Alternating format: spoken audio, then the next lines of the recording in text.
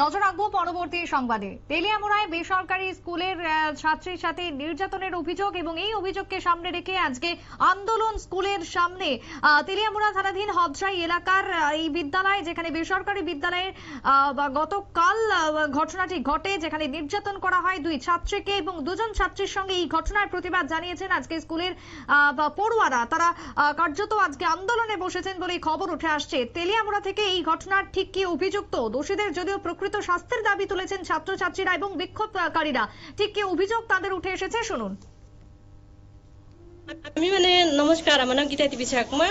আমার মেয়ে এই হোস্টেলে পড়াশোনা করতেছে। তো আমার কল করা যে র্যালি স্টেশন থেকে, অ্যাকচুয়ালি র্যালির থেকে বলেছে একটা মহিলা হয়েছে যে আমি এটা কি তোমার মেয়ে কি বাড়িতে আইতেছে? আমি বলছি হ্যাঁ। তোমার মেয়ের নাম কি মনীষা? আমি বলছি হ্যাঁ। তার লোক আমার একটা মেয়ে আছে মিতালি চাকমা, আমি এটাও হ্যাঁ বলছিলাম আর কি।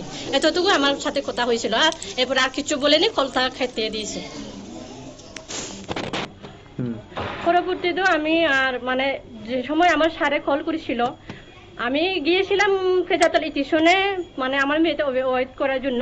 তো স্যারে কল করার আমার বলেছিল কি দিদি আপনি একটু কুমারঘাট থানাতে আসেন। তো আমি গিয়ে দেখি স্যারের অবস্থা একদম খারাপ হয়ে গেছে।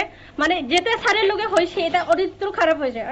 এটা আর আমি আর কিছু চাই না, স্যারের এটা সব বিচার চাই স্যারের জন্য, এতটুকু আমি চাই। ঘটনার উপযুক্ত শাস্তির দাবি উঠে আসছে তেলিয়ামুড়া থেকে। ইতিমধ্যে তেলিয়ামুড়ার এই ঘটনাকে কেন্দ্র করে ব্যাপক চাঞ্চল্য। দুই ছাত্রীর সাথে এই ঘটনা কোন রকম ভাবে মানতে পারছেন না স্থানীয়রা। অন্যদিকে স্টেশনে পুলিশের কাছে ইতিমধ্যেই অভিযোগ দায়ের করা হয়েছে। এখন পুলিশ কি পদক্ষেপ গ্রহণ করে ঘটনার সাথে, সেটাই এখন দেখার। ছোট্ট একটা বিরতি নিয়ে নেবো, ফিরে আসবো বিরতির পর, সঙ্গে থাকুন।